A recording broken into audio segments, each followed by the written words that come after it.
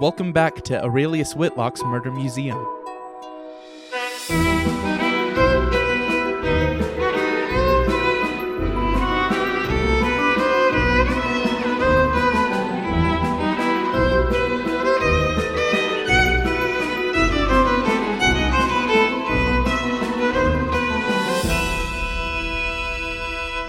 I'm Marcus Richardson.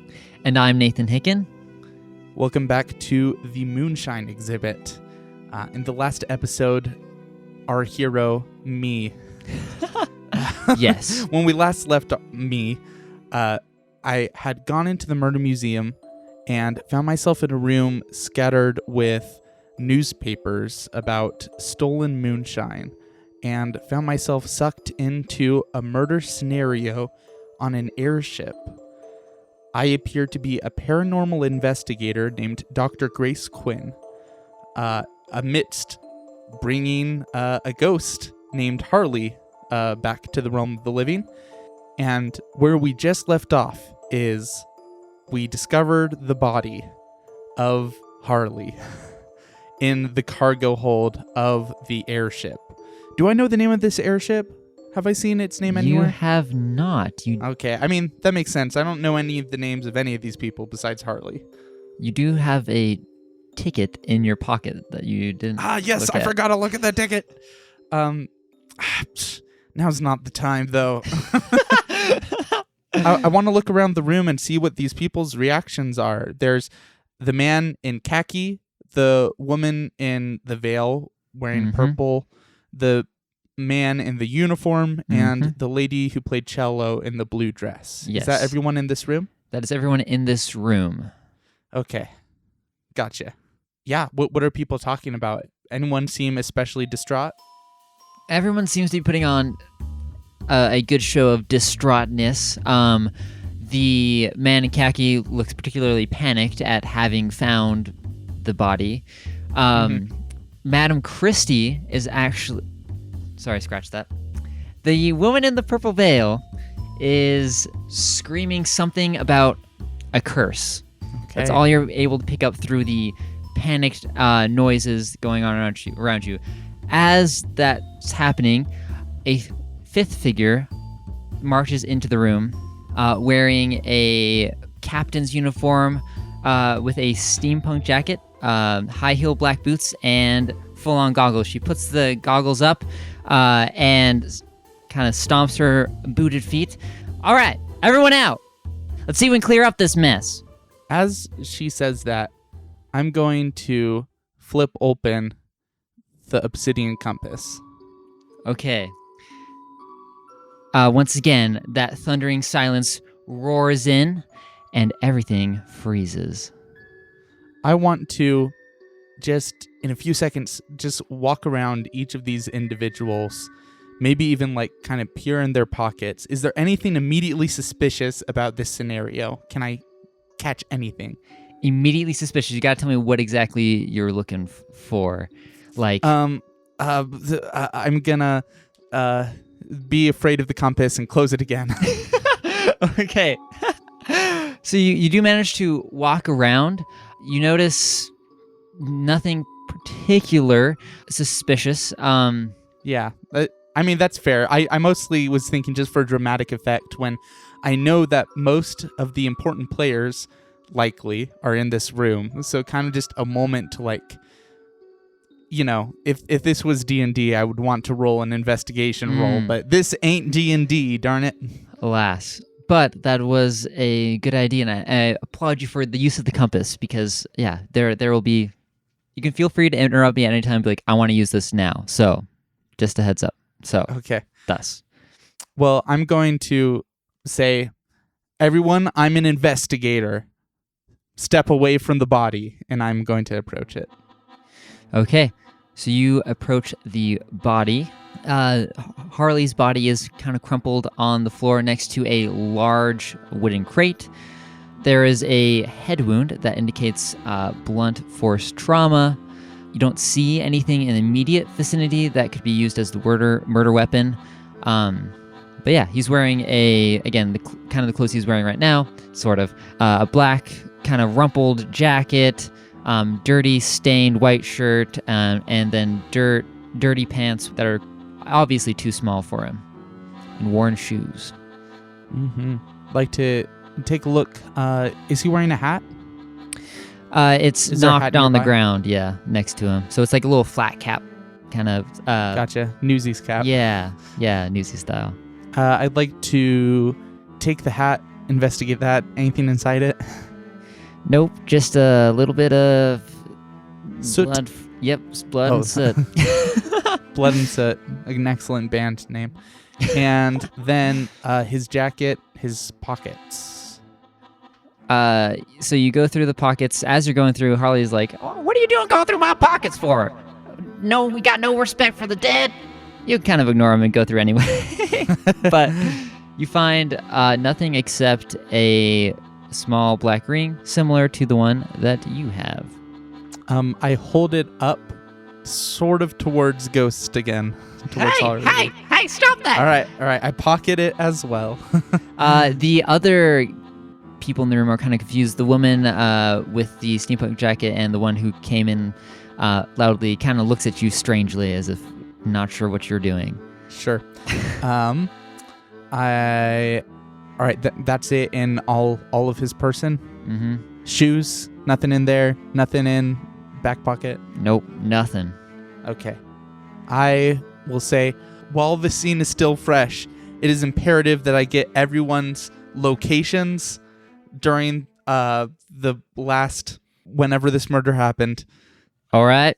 The person who seems in charge kind of claps her hands and is like, "All right, everyone form a line. We're going to do this orderly and quickly. Got an airship to pilot." Okay. I'm going to have each of these people not only tell me where they've been for, I assume, the last few hours of this voyage, also whatever their name is and occupation. Is that fair? That's fair, yes. Okay. Well, can we start with the man in khaki? Yes, okay. So you start with the man in khaki. He comes up to you. The other people file out of the room to give you some privacy. But he comes up to you and says, yes? What is your name? My name's Colonel Raymond Hastings. Profession? Well, I was released from active duty a couple years ago, and now I teach at a local college, zoology and botany. Please tell me where you've been the last few hours. The last few hours, I've been mostly in the dining car, right through when Cyan was playing her cello solo. Mm-hmm. And then I came back and found the body. And why did you come into the storage hold? Oh, well, kind of wrings his hands, and Harley's like, "Oh, this kid's more nervous than a rabbit on Easter." So, that's a good one. That's pretty solid. Raymond wrings his hands. I needed some medication from my trunk. I see. You keep your trunk in the storage rather than in your room? Well, I have multiple trunks, you see, and I misplaced it. I understand. Where's your trunk? He gestures to vaguely to the east side of the cargo hold. Yeah, Raymond, why don't you go fetch that for me? Well, I've got to look at this box. Why don't you go grab that for me? And I'm going to try to casually imply, go ahead. Yeah, he seems very reluctant too. So he edges towards one of the crates and kind of, rattles it a little bit. Yeah. Got it.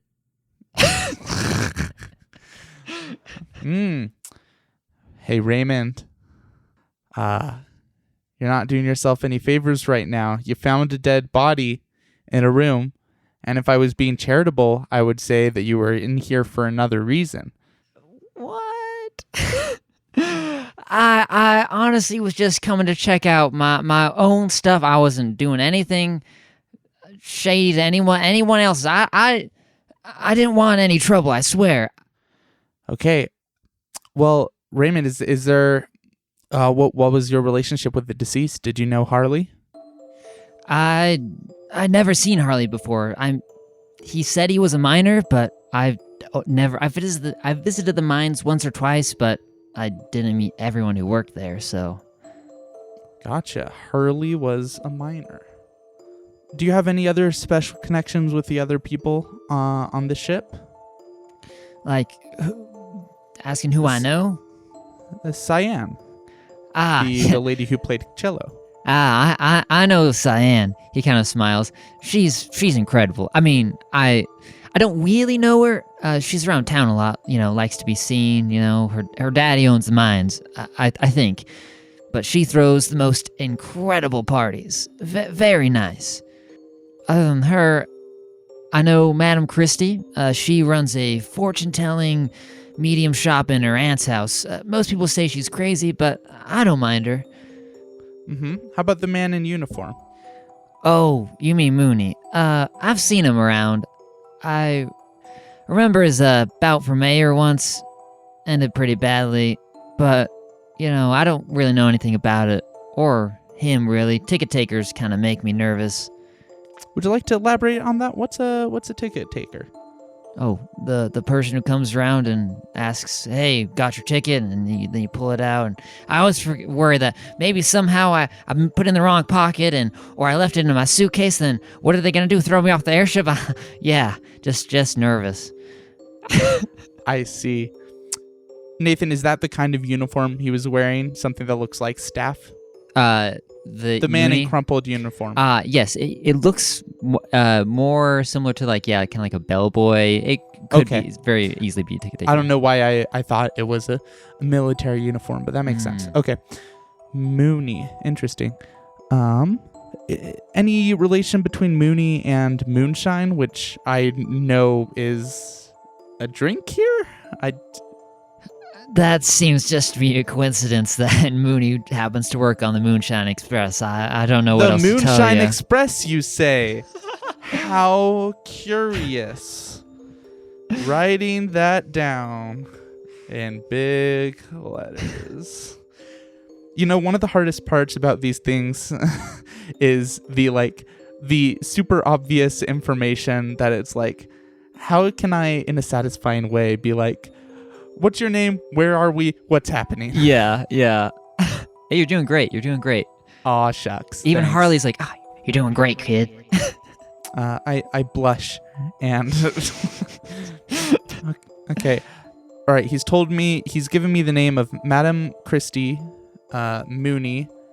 How about the captain? Know anything about the captain? Oh, I've flown with her before, but I don't know her personally. She kind of sticks to her cockpit, mostly. This is the first time I've seen her this trip, honestly. And what's her name? Oh, that would be Captain Edgeware. Edgeware. Well, Colonel Hastings, if you would like to think about whatever it was that you wanted in here besides your medication, I think that it would be wise to let me, an investigator, paranormal investigator, but an investigator as soon as you think is smart.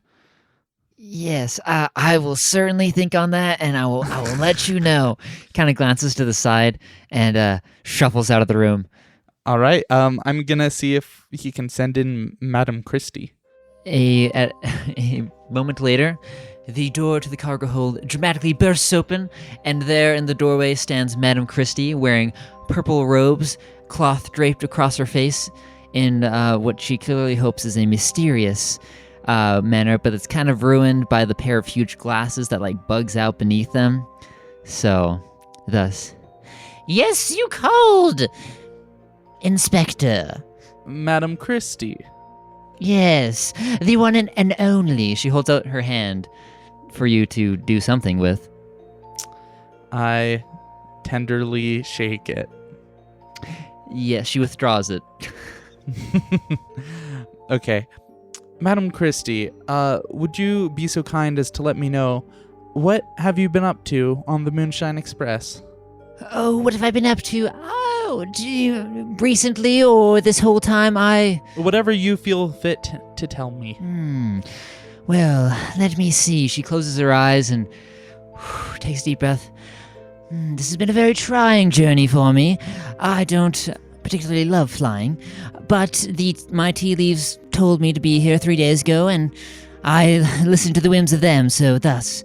But I have been in the dining car the entire time, gazing at my crystal ball and listening to Cyan's lovely cello solo. Was she rolling her eyes when she said that? Yes. Okay. Good to know. Good to know.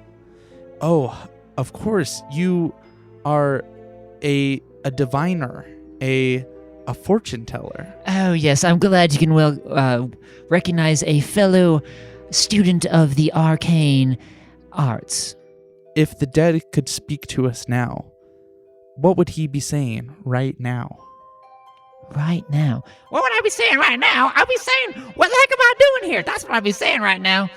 Madam Christie kind of closes her eyes and rubs her glasses. I think he would be saying that he's sorry he's gone, that he misses this dear old life that he left behind. None of us knew him very well, but, such is the life of a lonely old miner. She kind of actually stops a moment and looks at you and, squints her eyes. Peculiar. What part of me is she looking at? Is she looking kind of up where the ghost would be? Yeah, just off center. Not quite directly at Harley, but kind of close. Interesting. Okay, so maybe she does have a bit of acumen for the arcane. Maybe not a total sham. Well, Madam Christie, why did the tea leaves tell you to be here 3 days ago? What did you know was going to occur on the Moonshine Express? I didn't know anything before, but as it is apparent by this tragic death, I think we can assume that this is just another manifestation of the curse. She does a dramatic head weave. Do tell. Don't tell me that you haven't heard of the curse, my dear Inspector. Go on. Oh, we're all doomed, child. Doomed. Go on. Well, I'm sure that you know the cargo that this precious Moonshine Express is carrying, don't you? None other than the sarcophagus of Pharaoh Merikari. In this very cargo hold? In this very cargo hold. She gestures to the large crate that Harley is leaning against. Well, perhaps we should ask the Pharaoh himself. I do walk over to the box. All right. How does she react? What exactly are you planning to do? Exactly? She looks slightly concerned. The Pharaoh would know who killed Harley. My dear Inspector, are you proposing a summoning here in the airship? Uh-huh. Well, I'm sure one as studious and studied as you would know that, unfortunately, a summoning only works when you're in the vicinity of where the person died. And I don't believe that an ancient Egyptian pharaoh died 80 miles above, or so many kilometers above the Californian, Oregonian wilderness. You raise an interesting point. So are you suggesting perhaps I should just raise Harley from the grave? Could you really do such a thing? I've rarely seen. Of course, I could do it, but much too humble to do it in front of everyone here. But if you could do such a thing, that would be phenomenal. I'll have to get back to you on that. Perhaps he could reveal some of the secrets held on this Moonshine Express. Madam Christie, could you please tell me, what is your... I noticed the way that you talked about Cyan. Any words you'd like to tell me about her in my investigation? Oh, Miss Cyan, yes. Miss Cyan Evans is a stuck-up little prat, or so the lunar cycle indicates. Wow. Okay. You've got some good info. The lunar cycle is an excellent reference So I'm going to have to Yes. get some more stuff out of you. Mooney, what's his deal? Oh, Mooney. Oh, you mean Nicholas Ackroyd. I'm afraid he's no big fan of mine. He was not a believer in what the rings of Saturn had to say about his chances. Chances of what? Chances of winning the election, of course. Where have you been? Oh, right. Election. Did I forget that immediately? Yes. I personally didn't think he had a chance. I told him so myself, but now he doesn't speak to me, the poor boy. She says boy, but he is clearly as old as she is. Yes. I got that. The condescending form of boy. Cool. Anything about Captain Edgeware? Captain Edgeware. Oh, yes, I know her. She's visited me once or twice.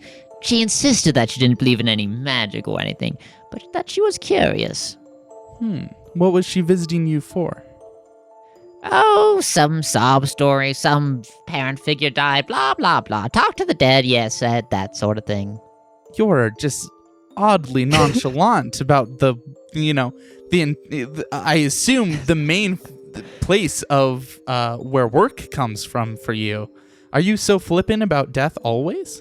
Death is but another step in the great beyond journey and such. Harley's like, Well, that's condescending. Do you really remember nothing else about Captain Edgeware's request? She wanted to talk to her dead father. I do that sort of thing all the time. So it's not quite a big deal. I am a medium, of course. I have such a distaste for mediums in real life, so I'll have to keep that at bay, considering not only is she fictional, but also I am one in this story, basically. you've become that which you most fear. I've become what I most despise. Okay. That's it. And Madam Christie, where were you informed of the curse on the Moonshine Express from Pharaoh Merikari?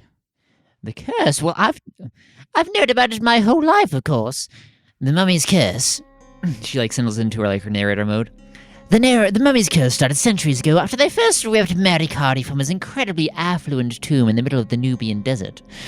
All 4 explorers and their patrons died horribly violent deaths in tragic accidents within months of finding the tomb, with the head explorer being crushed inside the tomb itself while a sandstorm swallowed it whole. Though the tomb was lost, the mummy had already been packed off to a museum in Amsterdam. In 6 months, the museum burned to the ground with the mummy still inside. Remarkably, it stayed perfectly intact, but the owners were surprised to discover new symbols on the sarcophagus. It changed hands from private owner to private owner before finally coming to public auction earlier this week in San Francisco. And it seems that the curse has come with it. So, is this the first death of many? Oh, my dear child, you have no idea how many lives this old soul has claimed. You're speaking of the Pharaoh and not yourself, right? Oh, yes, of course. Me, I wouldn't hurt a fly. She winks. Yeah, she shouldn't have winked. Only makes me suspicious. Interesting. And who won the auction on the Pharaoh? Well, I'm sure you've heard the news that the good Mayor Henry Shoemaker from our good old town of Moonshine, Oregon, was intending to bid on the sarcophagus himself, and indeed did successfully purchase it. Henry Shoemaker? Yes. Could that be the wonderful Henry Shoemaker? The Henry Shoemaker that has reviewed Aurelius Whitlock's Murder Museum? That's right, folks. That is Henry Shoemaker. And you too could find yourself inside one of our murder mysteries if you also review the show. Yes. I'm so sorry. I recognize the name. I don't know if you wanted to say that later, but hey, you used the name of a listener. That's great. For real, shout out to them. So Awesome. So, is that the mayor that beat Nicholas Ackroyd or Mooney? Ah, yes, I believe that was that election. That was a doozy of one, I do believe. Yes, so Mayor Henry Shoemaker has been mayor there for 5-6 years, thereabouts. Mm-hmm. I personally think he's a great elected official. I think he's fantastic, really. He has excellent taste in podcasts. Yeah, one can not argue that point, my child. Whatever those are. Okay. What's a podcast? A pod of what? What does this have to do with solving my murder? I turned to him and say, "Oh, now you care about solving your murder. I thought you wanted to just get out of here." Well, I'm now dead on the floor. It's kind of shocking to a fella. Yeah. I'm going to look over at Madam Christie and be like, ghosts, am I right? Yes, the soul... What? Did you just... She looks at you, kind of adjusts her glasses. Well, Madam Christie, why don't you head on out and bring in Cyan Evans? Right. She strokes her chin as she continues to stare at as you. As if she had a beard, but she doesn't. Yes, an imaginary beard. But she stares at you the whole time before she leaves. So she's making eye contact, walking backwards out of the cargo hold. She slips on one of the crates, but still manages to make a exit with dignity. Excellent. Okay. But actually, before Cyan comes in, yes, I assume it takes a second to get her. Harley, do you have any memories popping up? Is anything about this scenario familiar? Well, I did say I did say that I saw a flash of wood, right? And look at that right there. That looks like he points to the large crate. That's definitely wood. That looks, and me right there at the bottom. I mean, the mummy though, mummy, that's tickling something in my. Well, I'd say brain, but I don't know what ghosts have in my, I don't know, thought space. Well, keep on thinking on that. And I'll let Cyan walk in the room. All right. Cyan comes in. She has the cello bow tucked under one arm. She has her cello in the other. As you can see, her cello actually is made out of completely gears, so there's gears and twisting cogs all throughout it. The bow itself looks like it's retractable. There's hinges and little cogs on it as well. She's even fiddling with something, one of the cogs, as she's twisting it on, adding another cog on. I'm not really sure what it's going to add to it, but she's tinkering with it. Well, we can cross off unnecessary cogs off of our steampunk bingo sheet. Boom. Okay. Does she introduce herself? Yes, Dr. Grace Evans. I am delighted, I tell you. I am Miss Cyan Evans, Dr. Grace Quinn. I am delighted. I am Miss Cyan Evans. Perhaps you have heard of me. I don't believe we've had the pleasure of being formally introduced, but she shakes her hand and then goes back to fiddling with her cello bow. Fiddling with a cello? What blasphemy. She should only cello with a cello. Oh, you're right. She puts it down. Okay. Well, Cyan, your beautiful music precedes you. I've heard it before. Yes. I know my fame and fortune go ahead of me. It's a blessing, but it's mostly a blessing. Have you been playing in the parlor or whatever it's called for the entire flight? Why, Doctor, I believe you were there. I was playing cello the whole time. Well, most of the time. I was in my room a little bit at the beginning of our journey, but I decided my cello needed a little practice, so I brought it out for a little performance. Anything special about your cello?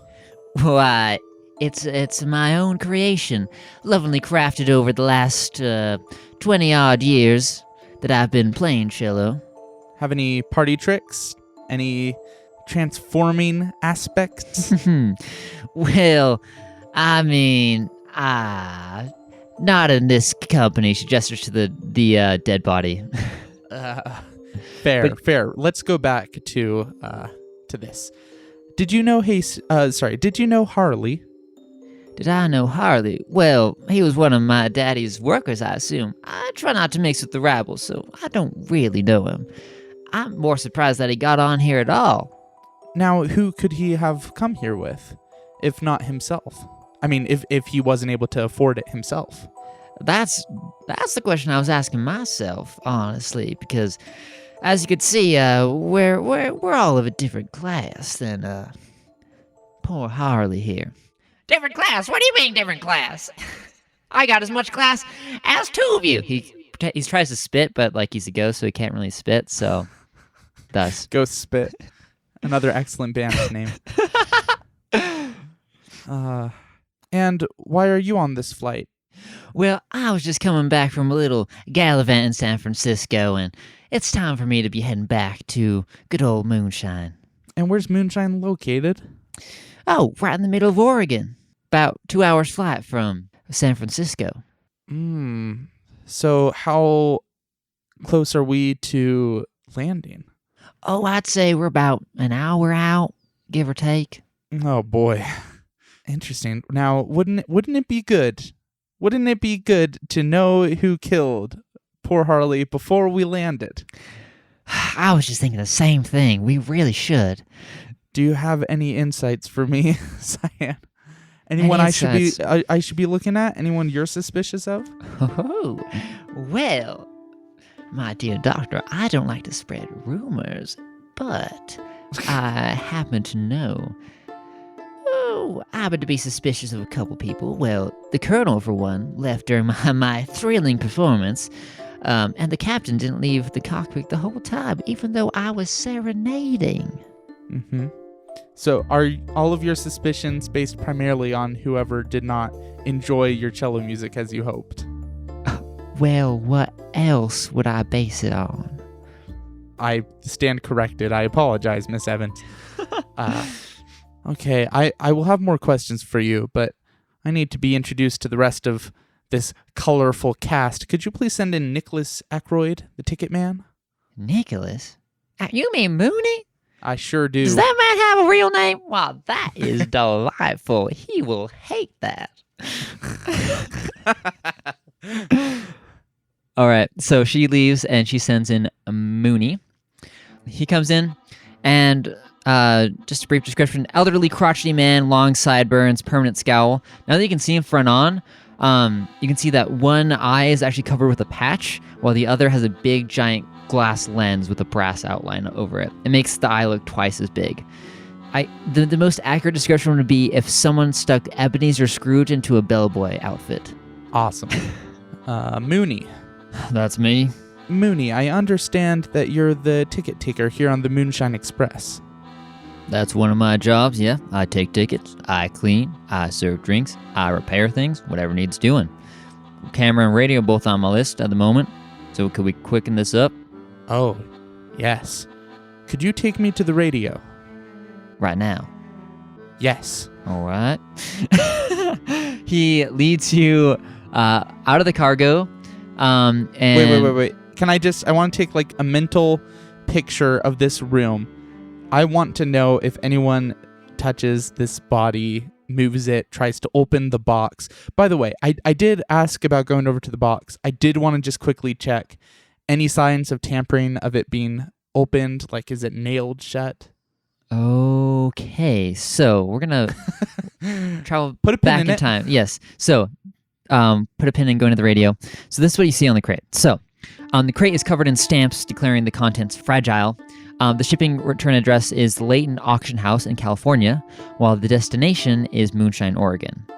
The lid itself is shut with a strange lock. Instead of like a lock face, it's a small golden clock. So you can see like the inner workings of the gears and whatnot layered on top of the clock. A clock with 2 hands? 2 hands, yep. Like Roman numerals? Yes, there's like notches where like the numbers are, so it goes 1 through 12. Yes. Okay. What were the ancient Egyptians doing with? This is on the outside of the crate. So. Oh, I'm so sorry. Right. You haven't seen the sarcophagus itself yet. Okay, there's some sort of clock lock.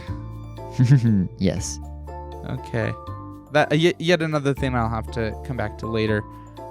Any other significant details? Wait, you said there were... On the crate or in the cargo as a whole? I mean, while I'm in here, I might as well look at a few boxes as well. Okay. Again, it's a menagerie of crates and trunks. A couple of them catch your eye. In one corner, there is a stuffed wolf with a little collar, like a taxidermied wolf, with the collar on it. There is a trunk with in the corner, kind of where Hastings was gesturing. One of the latches is open.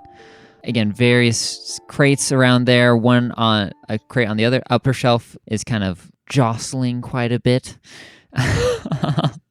Thus, so. Okay. The wolf. Anything on the collar? Like, Yeah. So the collar has just the letter O on it. might be important later. The open latch. Can I open that? You open the latch and you look inside and you jump back in surprise, screaming, as you see a large king cobra coiled up like some lethal scaly rope. It wriggles a little bit, but it doesn't seem too active. But Harley's freaking out. That's more terrifying than a charge of dynamite strapped to a grizzly bear. I almost got the chills and I'm dead. That's almost as terrifying as a cobra in an open box. You don't need to compare terrifying things to other terrifying things. Well, just fit the mood. What's that doing here? What an excellent question. What is a taxidermied wolf doing in here? Well, that has a reasonable explanation. This thing's alive. Sure. Interesting. I don't think there's much else I can glean about this snake right now. And something else was Jocelyn in here? Something else Yes. worth looking at? Yeah. So, a smaller crate up on the shelf, kind of above the trunk, draws your attention. This has a little hinge on the front. You swing it open without any problem, as if someone has installed, the hinges, duh. Inside is a bird cage with a large green parrot wearing, of all things, a monocle and a top hat. What? Yep. As it opens, it blinks a couple times, and in parrot speak, Rah! Hello! Rah! Mayor! Rah! I toss Pocket Watson out the window and cancel the seance on Harley. I need no other Watson. It's love at first tweet. This is my soulmate. He has a little monocle. Yep. You've created the perfect pet. This is beautiful. I instantly endeared. I say, Mayor Shoemaker? Rah! Mayor! Rah! Mooney? Rah! Mooney! Rah! Mooney! Who do you belong to? Rah! It doesn't seem to quite understand the command. Okay, sure. Commands. Again, this might be like a video game. I like it. Okay, let's try different commands. What's your name? Rah! Sheila! Who's a pretty bird? I'm a pretty bird. Yes, you are. Yes, you are. I haven't, I've known Sheila for less than 1 minute, but I would already die if anything happened to her. Sheila want a cracker? Cracker! Rah! Want a cracker? She's just parroting what I say. Okay. It's almost as if she's a parrot. Okay. Extremely cool. Doesn't feel like there's anything really actionable. I can't think of a clever way to interrogate this parrot. Not yet, but I will remember. Not yet. Okay. Okay. All of that being done, we can go back to me being taken by Mooney to the radio. Okay. So he leads you through the hallway, through the dining car, And then across the dining car, between the piano and the bar, there is a door. Mooney knocks on the door for a moment. The captain's face appears, kind of looks at you, looks at Mooney, and rolls her eyes, opens the door, and lets you inside. So the captain moves back forward, and you can see that there is it looks like a cockpit, so there's all sorts of pilot's instruments. That's where the captain's sitting. She could be singing. Singing to herself as she pilots the airship. There's a couple other things over there, but Mooney leads you to a corner where there is a radio. Here it is, our brand new Chroma Mix 1200. There's a little moose statue on it. Nice. As you can see, it's broken. Does it look like this radio is missing a piece? Let me show you what the problem is. He opens one of the side panels and exposes a wire, and I'm going to send you something. Yeehaw. Okay, I'm looking at 3 different wires that each attach one dot to another dot. The wires are 3 different colors: orange, green, and purple, and the dots are blue, yellow, and red. And it says one wire should intersect the other 2, which I'm pretty sure I could just take the green wire, attach the right side of it to the blue, and take the right side of the orange wire and attach it to the red. Could I make that switch? You make that switch and nothing happens. Harley's like, yeah, or Mooney's like, oh, told you it's broken. I haven't gotten around to fix it. Can't make heads or tails of this newfangled technology. Chroma Mix 1200, my foot. Chroma Mix. Okay. If you mix blue and yellow, you get green. We're bringing it back to grade school, folks. Oh, yeah. This is 1920s, you know. Yeah, old school. That's right. All right. I'm going to take the green wire then and attach the right side of it. Take it from the blue to the yellow. All right. You can take the purple wire and have it connect the red on the left to the blue on the right, I think. And then the orange from the red to the yellow. The yellow on the left, red on the right. Well, as you do that, the radio rushes to life with a scream of static. By golly, you did it. I'm impressed. And the radio is now fixed. Now all you need to do is put in your radio frequency. Should be 4 digits. Oh, I know exactly what it is. Oh, Genevieve. 1987. Okay. As you adjust the frequency to 198.7, static filters in and out, and finally you hear a voice. Marcus, finally! Oh, where have you been? Are you on the airship yet? Yes. I'm... Where are you? What are you doing? I'm down on the ground, but listen carefully. I don't have a lot of time. The device I gave you. The compass thing, do you have it still? Yes. Okay, yes, good. I do. Do not lose that. It's very important, very hard to get a hold of. It's called a moratoria. It will allow you essentially to freeze time in your exhibit's reality, but still enable you to interact with your surroundings. This will be helpful in a amount of ways as you solve this case, I assume, but you must turn it off after 53 seconds. You got that? How many seconds? 53. 53. Got it. Having it open longer will have terrible consequences, trust me. The device... I trust you, but also, what? Listen, I didn't just give this to you to fool around, obviously. I need you to find something for me. It's an amulet. When you find it, slide it into the moratoria so that it'll come out with you when you leave the exhibit. That's very important. Slide it inside. If you don't, it might not come with you. I'll find you when I can retrieve it. Got it? Oh. Yes, but also, I have questions. Look, I know this is a lot. I know you don't owe me anything. You hardly know me at all. But I do have answers. I was once like you as well, wandering through these exhibits at the call of the Newman, and just what we do has consequences, good and bad, and we're trying. I'm trying to write. Look, I'm sorry, I have to go, but I'll see you when I can. Get that amulet.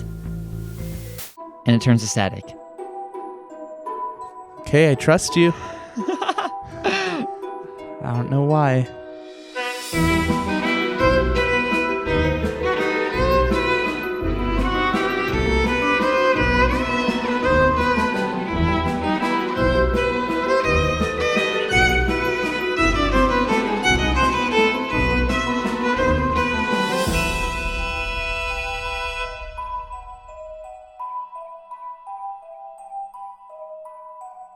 Rah!